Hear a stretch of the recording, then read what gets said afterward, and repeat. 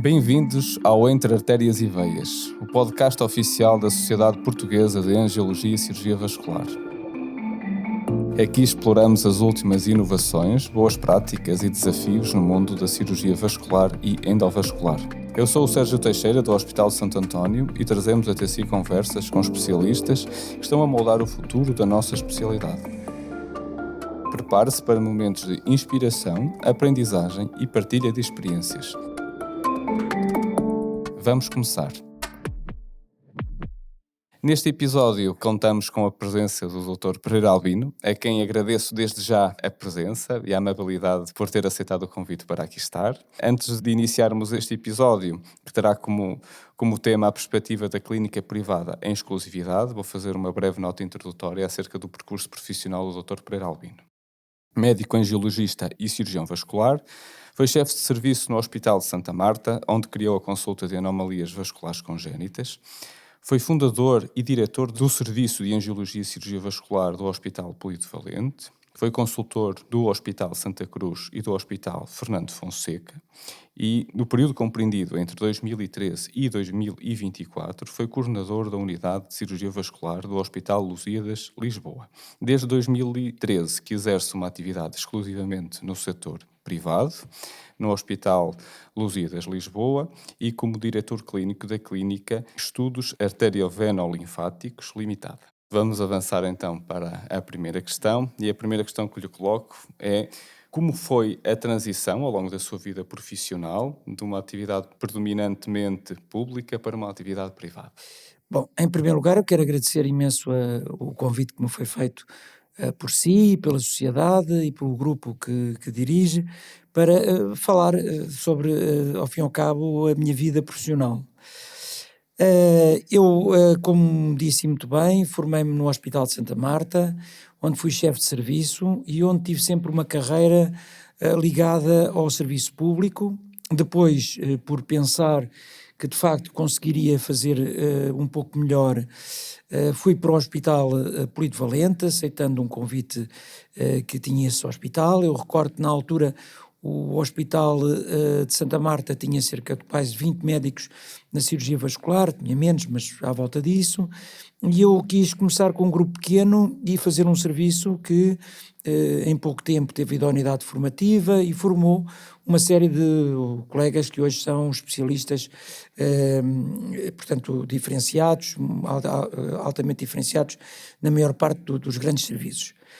Depois, por questões que não têm a ver com a cirurgia vascular, têm a ver porque eu na altura tive uma série de cargos administrativos, portanto dentro das várias administrações onde passei, já em Santa Marta tive no Polivalente, depois no Centro Hospitalar Lisboa Norte. Por alguma incompatibilidade com algumas decisões que foram tomadas, eu decidi sair. E quando decidi saí numa perspectiva de que iria trabalhar para essa clínica que ao fim e ao cabo foi uma sociedade que eu criei, praticamente aquilo que eu poderei dizer um consultório meu, indo operar um hospital privado como fiz durante anos. Ou seja, eu durante anos acumulei a minha prática pública com uma atividade privada.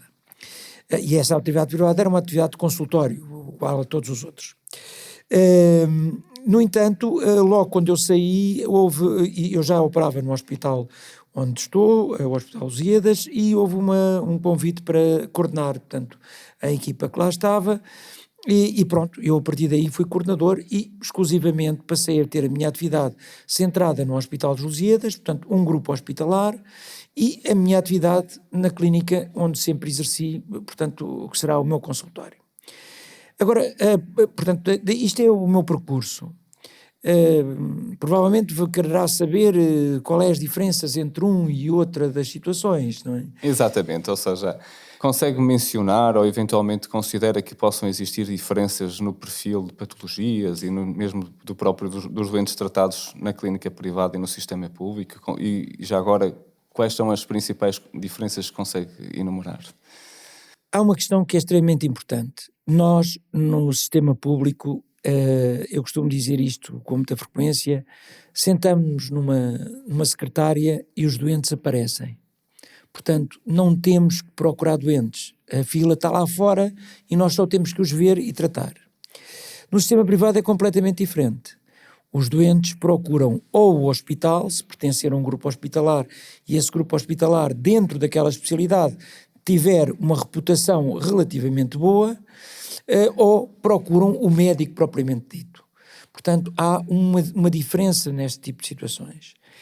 E e isso é a minha primeira mensagem, que acho que é fundamental, para que em medicina privada nós possamos ter doentes, e os doentes são fundamentais na medicina privada, é preciso que nós tenhamos resultados. Porque se não tivermos resultados e não tivermos dedicação aos doentes privados, nós não vamos ter doentes privados para ver, não vamos ter doentes privados para operar. Portanto, é escusado em qualquer patologia. Poderia dar aqui, nos vários anos que tenho de atividade, exemplos imensos de pessoas que, portanto, fizeram, ao princípio, carreiras de clínica privada imensas e que, passado 1 ano ou 2, essa clínica desapareceu. Porquê? Porque os resultados não foram conduzentes com a prática.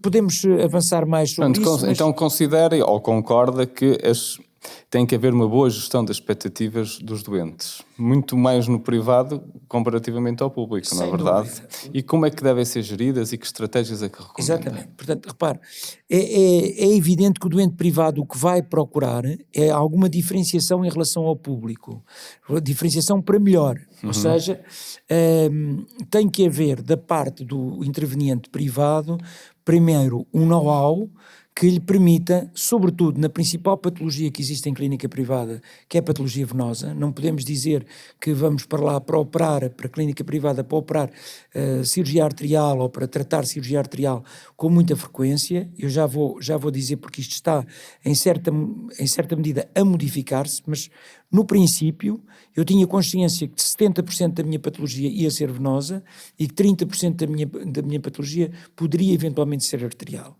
E isto porque eu na altura já estava a trabalhar num grupo hospitalar em 2013, estamos agora a falar neste período de 2013 para a frente, Exatamente. Ou seja, no período em que eu tive em exclusividade. E aí ao princípio eu pensava 70% era patologia venosa, 30% poderia ser cirurgia arterial. Cirurgia arterial porquê? Porque eu operei muitos doentes em privada e no público, nos vários hospitais em que trabalhei, e porque vou voltar à mesma questão, porque tive resultados. Porque tive resultados, sou procurado. Portanto, é esta a única claro. Dicotomia que existe, é esta. Porque se, de facto, a pessoa não tiver resultados, não é procurada. Depois, o doente privado requer mais atenção, requer mais disponibilidade do médico, e, sobretudo, apesar da disponibilidade, eu volto sempre a dizer, ele quer eficiência, quer que a gente o trate, quer que, se é para operar, se não é para operar. Eu costumo às vezes dizer uma coisa também às pessoas que me rodeiam, aos meus colegas que trabalham ainda comigo, que muitas vezes não é indicar um doente para operar que vai resolver o problema. Às vezes é melhor dizer assim, olha, o senhor não é para operar já, ou não é para operar, do que é mais às vezes difícil dizer que não é para operar, do que estar a forçar a operação. Muitas vezes o forçar a operação leva a que o doente depois, por exemplo, tenha dores nas pernas e as dores fiquem piores. É melhor fazer uma investigação cuidada, é melhor ter uma atenção cuidada sobre o doente. E isto muitas vezes não acontece no público e, portanto, é uma das diferenças que temos, é que de facto a disponibilidade do médico no privado tem que ser maior. Depois, em relação a patologias, é claro que as patologias são diferentes. É evidente que nós no público temos isquemia crítica, temos aneurismas, temos carótidas com frequência, e é claro que toda a aprendizagem que eu tive no público, foram muitos anos de público, portanto a esfiar equipas, a operar doentes de todas as maneiras e feitios, desculpa o termo, mas será assim. O que acontece é que depois isso foi transposto para a parte privada, claro. E é claro que eu tive de facto há vários doentes arteriais que vieram ter comigo para ser operados na mesma altura, mas nesta proporção, 70-30. Ou seja, nunca se alterou. Nunca se mudou muito. Mas tem vindo a alterar? Tem vindo a alterar, sobretudo agora nos últimos anos, até talvez, eu diria talvez no último ano. E isto por uma simples razão, é porque até este momento, praticamente os doentes da ADSE pagavam uma percentagem, o grande grosso dos doentes que recorrem aos hospitais privados aos grupos privados, indiscutivelmente tem a ver com a ADSE, não temos dúvida nenhuma que é os servidores do Estado. E até ao momento eles pagavam uma percentagem do que se fazia. E isso, mesmo em clínica privada para uma cirurgia arterial, era um valor considerável. Hoje em dia pagam só 500 euros e isso faz com que uma grande parte dos doentes, começasse a aparecer muitos doentes com isquemia crítica nas nossas consultas, que era uma coisa que nós não estávamos a ver há muito tempo atrás. Tornou as coisas mais acessíveis. Mais acessíveis. Houve mais acessibilidade ao doente arterial. Mesmo assim, eu quero lhe dizer que a casuística será, neste momento, se calhar, praticamente a mesma do que era. Não variou assim de uma maneira extraordinária. Portanto, o colega que for optar por privada tem duas opções fundamentais. Ou se junta a um grupo, dos vários grupos que existem, em que é integrado num grupo que, portanto, vai ver, sobretudo, claro, patologia venosa, tem que oferecer ao doente todas as técnicas que existem de patologia venosa. Isto é fundamental, porque há técnicas que o público não consegue oferecer na patologia venosa e que o privado pode oferecer. Eu chamo a atenção que é extremamente importante também ter a noção que muitos dos doentes recorrem por problemas estéticos. Portanto, a parte estética é uma parte fundamental no que diz respeito à parte privada, e aí é preciso ter resultados satisfatórios na escleroterapia, é preciso aprender as técnicas de escleroterapia, é preciso manejar bem toda essa situação e sobretudo, é claro que a nossa escleroterapia, mesmo usando o laser, usando todas as metodologias que existem hoje, para todas as técnicas que existem para beneficiar, os resultados às vezes não são aqueles que são esperados pelo doente. E, portanto, nós temos de sempre diminuir um pouco as expectativas do doente nesse ponto de vista. E depois temos doentes que às vezes aparecem com 3 pequenas varizes e têm que ser tratadas aquelas 3 pequenas varizes porque são... E é preciso falar da hiperpigmentação, é preciso falar de que o resultado pode não ser o mesmo que o esperado e, portanto, sempre ter em conta de que a doença é recidivante, portanto, vai aparecer depois. Isso não há dúvida nenhuma. Isto é os aspectos que eu acho. Em termos de patologia, o que acontece frequentemente é que grande parte da patologia que nós vamos ver é venosa, contrariamente àquilo que acontecia no público, em que grande parte da patologia é uma patologia, sem dúvida, arterial e que iria, de facto, proteger, portanto, ser mais envolvente nessa circunstância. Pronto, peço desculpa interrompê-lo, ainda nesse âmbito, e concretamente no âmbito da especialidade de angiologia e cirurgia vascular e no nosso país, acha que o privado tem condições para oferecer o tratamento ao amplo espectro de patologias, tendo em conta a gravidade de muitos dos doentes que tratamos, comparativamente com o Sistema Nacional de Saúde? O privado tem todas as condições para o oferecer. O problema que tem é que quer os seguros, quer propriamente a ADSE, porque a partir de uns determinados internamentos a coisa começa a ser um pouco mais prolongada. E nós sabemos todos que vamos imaginar uma isquemia crítica com doença femoral-popliteia distal, um dedo necrosado, aquilo que nos aparece todos os dias na porta do hospital público. Esse doente pode ter uma intervenção endovascular, que até pode ter sucesso e a gente até pode mandar o doente em 48 horas embora, mas se tirar-lhe o dedo, ficar uma úlcera, o doente tiver muitas dores, infectar, são dias de internamento. É imprevisível. É imprevisível. Depois tem os plafons que as pessoas têm e o dinheiro que é gasto nessas circunstâncias. Eu posso-vos dizer que há pouco tempo tivemos um doente que esteve cerca de 1 mês internado por um pé diabético, única e exclusivamente por um pé diabético, com uma úlcera do calcâneo, aquelas úlceras mais difíceis de tratar, que foi desbridada, fez-se vácuo, fez todas as manobras que sejam possíveis. O doente fez um enxerto, ficou tudo bem, mas ele teve cerca de 42 dias internado. Estes 42 dias internado, ainda por cima a pessoa em causa utilizava um sistema de copagamento, portanto nem sequer era um sistema de seguro propriamente dito, só foi possível porque a pessoa tinha dinheiro. E infelizmente o privado tem todas as condições, mas é preciso ter um suporte económico da parte do doente que permita que as coisas corram bem. Obviamente. Porque a partir de uma determinada altura não há esse suporte económico. Por isso eu também sou muito honesto e eu acho que a clínica privada tem que ser feita com mais honestidade que for possível, em dizer aos doentes assim, olha, eu não sei, não prevejo, e também lhe vou dizer, eu não vou mexer em si se não tiver condições económicas para isso.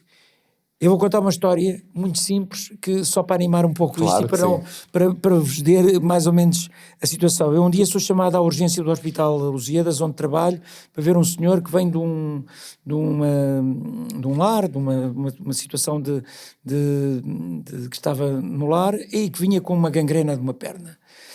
E o senhor tinha várias comorbilidades, problemas cardíacos, e o senhor, eu disse-lhe, olha, o senhor, desculpe lá, já tinha tido um acidente vascular cerebral, portanto não compreendia muito bem, mas eu disse, olha, isto tem que ser amputado, uma gangrena estabelecida e tal, e se calhar tem que cá ficar internado bastante tempo, vejam lá como é que é do dinheiro, chamei a família. E quando falei com os filhos, o filho virou-se para mim e disse-me assim, mas o senhor está-me a falar, porque ao filho, claro que expus, situação económica, mesmo amputado, ele vai ter de estar nos cuidados intensivos, todas as dificuldades. E o senhor virou-se para mim e disse assim, mas olha, o senhor está-me a falar no preço de um avião ou de um helicóptero? E eu disse, olha, meu amigo, o seu pai vai ser internado. Portanto, isto é real. Claro. Portanto, a única coisa que eu digo é a diferença, os hospitais privados têm todas as possibilidades. Mesmo em cirurgia endovascular complexa, nós conseguimos fazer cirurgia endovascular complexa. Nós temos na equipa, hoje em dia, pessoas que fazem toda a cirurgia endovascular que se possa imaginar. Muitas vezes agora, por isso é que eu digo que isto modificou-se bastante, com o pagamento só de 500 euros da parte da ADSE, que permite que doentes mais complexos sejam tratados em privado. Exatamente. Agora, nunca conseguiremos, isto vai evoluindo, não é? Mas, vamos lá ver, porque é que eu acho que é difícil que o internato seja feito num hospital privado, e isso, porquê? Porque vai ser sempre necessário para o interno um know-how no que diz respeito à patologia arterial, que não é muito possível de acontecer num hospital privado. Exato, a casuística está limitada. Contudo, eu também acho que grande parte dos internos devia haver acordos com os hospitais privados para verem técnicas endovenosas que se calhar não vêem no hospital público e que, portanto, poderiam fazer essa aprendizagem.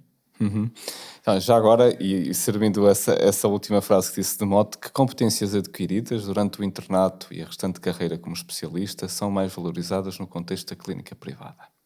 Para além daquelas que já mencionou anteriormente. Sim, é sem dúvida que para fazer clínica privada é preciso ter um bom know-how. É preciso, portanto, saber bastante da parte venosa, isso acho que é importante, a parte venosa é fundamental. E é evidente que é também necessário saber da parte arterial, porque eu também sou defensor de uma certa linha de determinadas coisas que é importante. É assim, deve fazer quem sabe. Portanto, eu não sou apologista de que nós devemos fazer tudo. E o doente fica-nos mais agradecido. Estamos a falar em privada. Se eu lhe disser assim, olha, você tem esta doença, mas eu acho que não sou eu que o vou tratar, quem o vai tratar é o Dr. Fulano tal, que eu acho que é a pessoa que tem mais experiência disso. Eu já mandei doentes aqui para o Porto, já mandei doentes para Coimbra, já mandei doentes, porque há pessoas, e mandei doentes para colegas em Lisboa, claro está. Ser honesto. Porquê? Ser honesto e dizer, olha, eu isto já fiz, tenho esta experiência, mas acho que o senhor é mais bem tratado por um colega que faz isto todos os dias e que tem muito mais casuística do que eu. E eu acho que aí as pessoas ficam agradecidas e sabem que vão voltar. Porque sabem que a opinião é uma opinião certa. Portanto, eu acho que a clínica privada, além dos resultados, tem que se basear numa certa honestidade para com o doente, porque se a pessoa não fizer este tipo de coisas, eu penso que vai ter maus resultados e as coisas não vão correr bem. Isto é o que eu penso. Então, para além dos resultados e de uma opinião certa, da honestidade, de acordo com a sua experiência, que outros fatores podem ajudar a estabelecer uma reputação sólida em ambientes competitivos como é a clínica privada? Bom, Estes dois que eu falei são muito importantes, são de facto os mais importantes. As pessoas recorrem para as duas coisas. Agora, nós temos dois tipos de clínica privada neste momento e que é preciso ter em conta. Quem opta para a clínica privada pode optar por uma grande instituição, portanto um grupo de saúde que exista, ou pode optar por uma clínica pequena, um grupo de médicos que se une. Bom, o que vamos encontrar, há uma diferença, depois daqui a pouco já falaremos, que é importante. Mas quando temos um grupo de médicos, normalmente esse grupo de médicos vai vocacionar-se para uma patologia específica. E aí, portanto, haverá 3, 4 médicos que vão vocacionar-se para a parte venosa. Hoje em dia há muito a situação de unir à cirurgia plástica para o problema dos lipedemas, de situações que aparecem bastante frequentemente. E, portanto, daí que, a meu ver, portanto, será um grupo mais homogéneo. A parte financeira é possível de ter em conta.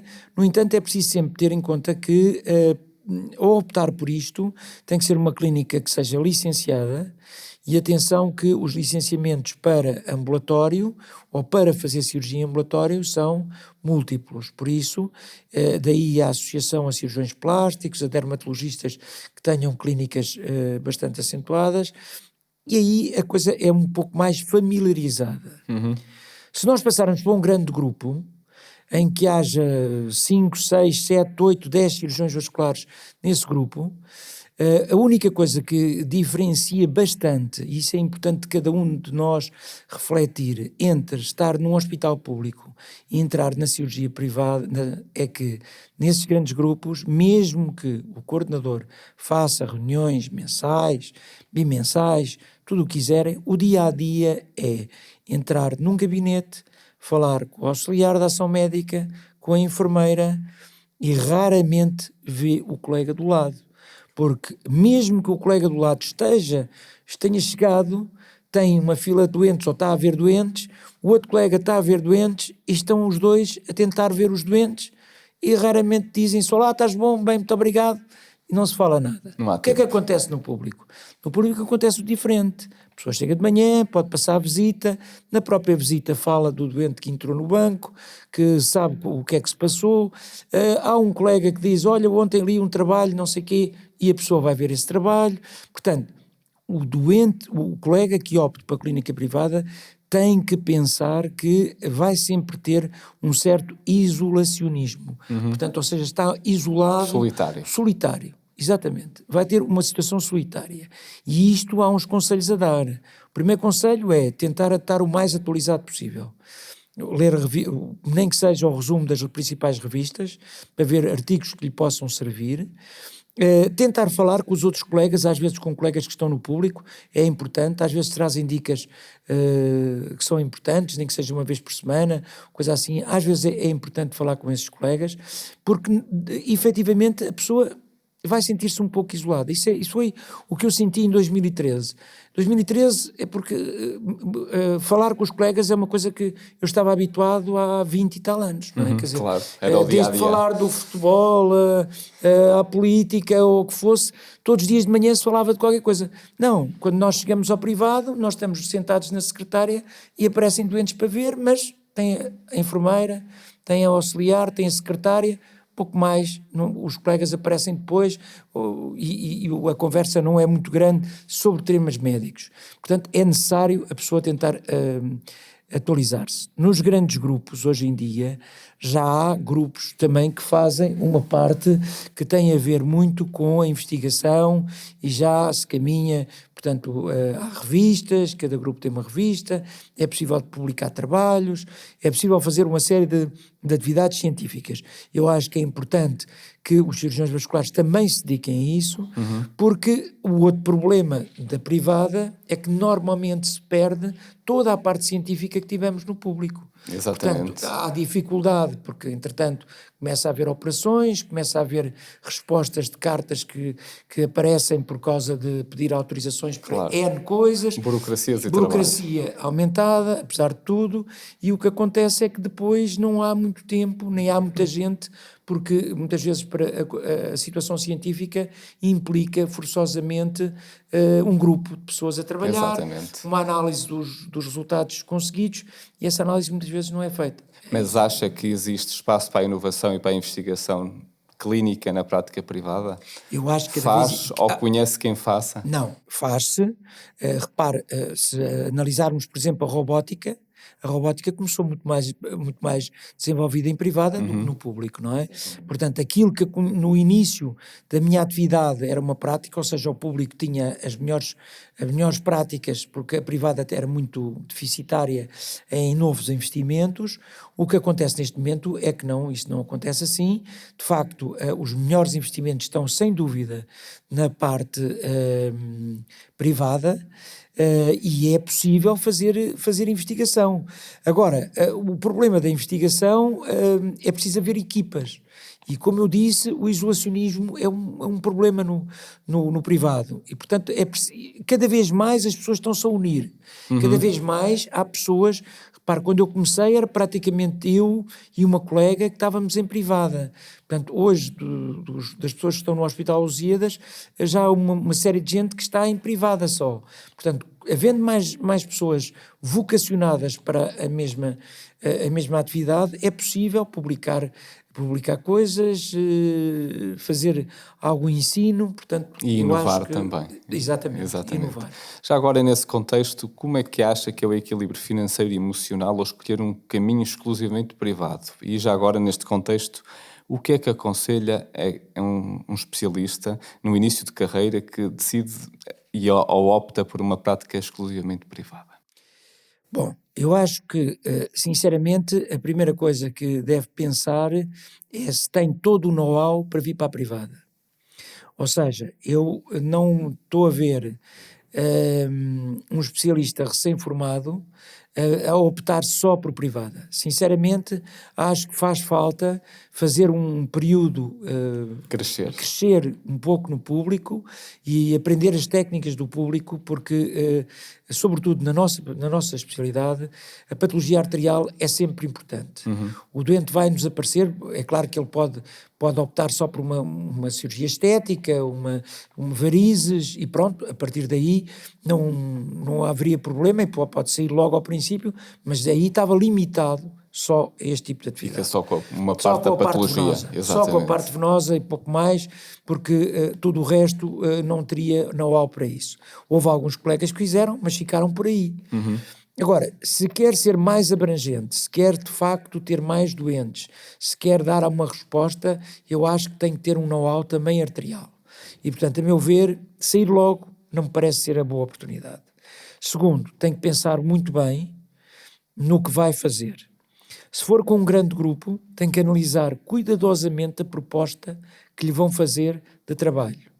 Se tem um mínimo garantido ou não. Muitas vezes estes grupos fazem propostas com um mínimo garantido, mas nunca podem esquecer que, mesmo que digam que o mínimo garantido é alto e que a pessoa vai sentar-se e vai receber todos os meses aquele mínimo garantido, que é se calhar até superior ao que ele tem no hospital público, e ele fica muito contente com isso, atenção, que esse mínimo garantido vai implicar que ele faça atividade privada que lhe chegue a esse mínimo garantido, porque senão ao fim de 6 meses ou 1 ano, o hospital privado vai-lhe perguntar: olha, nós estamos a dar o mínimo de X, mas você chegou ao fim do ano e não fez esse X. Tem que produzir. Portanto, temos que reduzir.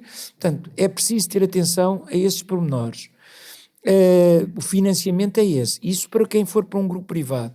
Quem for para um pequeno grupo, queira ir para uma clínica, tem que ter em conta portanto, para já, eu acho que tem que fazer acordos com as várias entidades seguradoras. E depois, a outra coisa que eu também acho é que todo o licenciamento que existe hoje de uma clínica é importante. Tem que ter vários pagamentos para o licenciamento, e tudo isso é despesa. Ou seja, são despesas a acumularem numa... Pronto, portanto, a minha clínica está licenciada e eu, desde que meto a mão à porta, desde o seguro, à água, à luz, aos funcionários, tudo isso é dinheiro que é preciso ter em conta. Portanto, tudo isso tem que ser muito equacionado. Portanto, e a pessoa tem que ter uma destreza financeira nesse aspecto que permita, com ser compensatório, a vida privada. É claro que há aqui um aspecto também que é importante. Eu percebo que as opções para a privada cada vez sejam maiores, porque, vamos lá ver, a vida privada, apesar disto tudo que eu estou a dizer, permite ter uma vida pessoal, não é? Quer dizer, é muito mais fácil conjugar uma vida pessoal, uma pessoa que tem filhos, que quer ter uma vida mais descansada, claro que tem uma vida melhor se optar para a privada, mas tem que ter em conta todos estes constrangimentos todos, e sobretudo, eu acho que o mais importante é a pessoa tem que ter resultados. Se tiver resultados e dedicação ao doente, a pessoa tem o seu financiamento praticamente garantido. Qual é que considera ser a maior vantagem de trabalhar exclusivamente no setor privado? Para além da liberdade e o controle do tempo? Eu acho que é essa. Repara, o tempo é fundamental na nossa vida. A própria gestão. A gestão do tempo é muito melhor. Enquanto no público a gestão do tempo é muito limitada, portanto está limitada com as urgências, está limitada com operações que muitas vezes são demoradas, está limitada com uma série de coisas, com ocorrências que aparecem de repente e que a pessoa tem que ir a correr. O privado, nesse aspecto, é mais facilitador. A pessoa pode fazer mais aquilo que gosta e pode, efetivamente, ter uma vida muito mais controlada nesse aspecto. Mas, contudo, tem estas desvantagens que eu falei. Sim. E tem que ter, de facto, algumas coisas para correr bem. Tem que equilibrar tudo. Tem que equilibrar tudo, porque senão, quer dizer, e tem que pensar, eu acho que a opção tem que ser uma opção muito pensada. Eu voltando atrás, posso-vos dizer que em 2013 eu não pensei muito. Se querem que vos diga, não pensei muito. A única coisa que eu pensei na altura foi que, desculpem, eu já não vou tolerar mais isto aqui e, portanto, vou para a privada.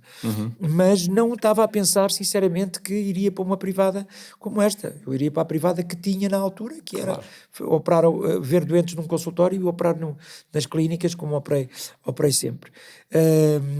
Mas, de facto, acho que tem que ser meditada essa situação. Muito bem ponderada. Pronto, para terminarmos, como é que perspectiva o futuro da medicina privada no âmbito da angiologia e cirurgia vascular em Portugal? Eu acho que o público tem que ser mais atrativo do que é até agora. Eu acho que isso para mim é fundamental. A minha formação foi uma formação que eu não pensava ter acabado ou ir acabar a minha vida privada ou ter saído para a privada em 2013. Estava a pensar sair aos 70 anos no serviço público, ponto.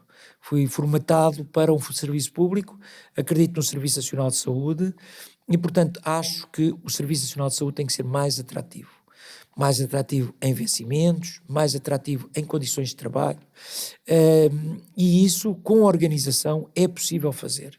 Eu acho que o grande problema é um problema de organização, e se de facto for feita uma boa organização, ele torna-se mais atrativo e se tornar mais atrativo as pessoas vão lá ficar. Pronto, isto é o que eu penso. O futuro é indiscutível que neste momento e nas condições em que está o Serviço Nacional de Saúde, a inovação e a nova metodologia só vai ser conseguida no privado.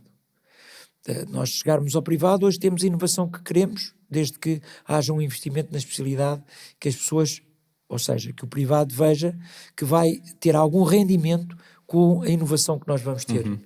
E porquê? Porque se o privado disser nós temos isto que é novo, é evidente que as pessoas vão ocorrer e quando vão ocorrer a essa situação, o que vai acontecer é que eles vão ganhar dinheiro, a realidade é esta.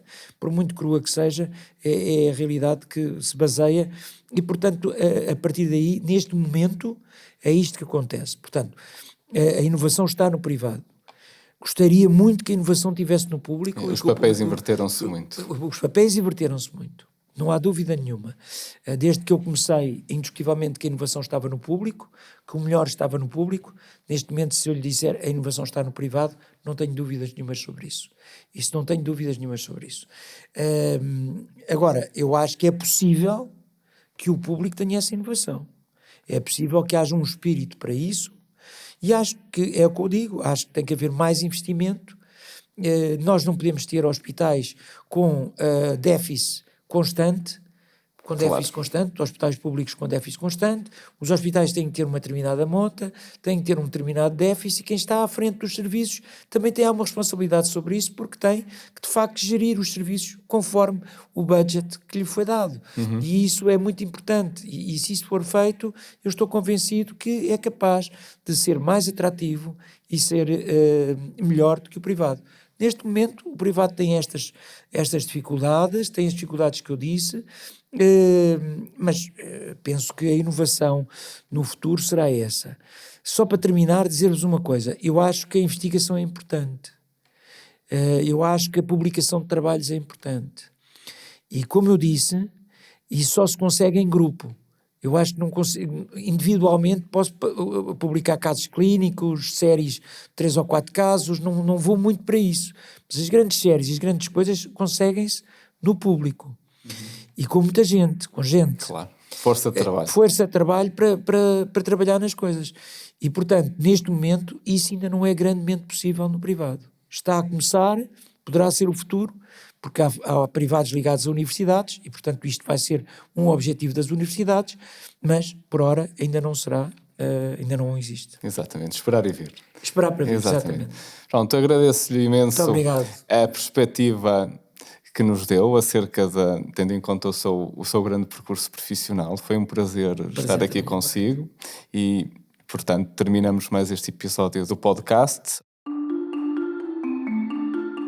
Obrigado por nos acompanhar neste episódio de Entre Artérias e Veias, o podcast oficial da Sociedade Portuguesa de Angiologia e Cirurgia Vascular.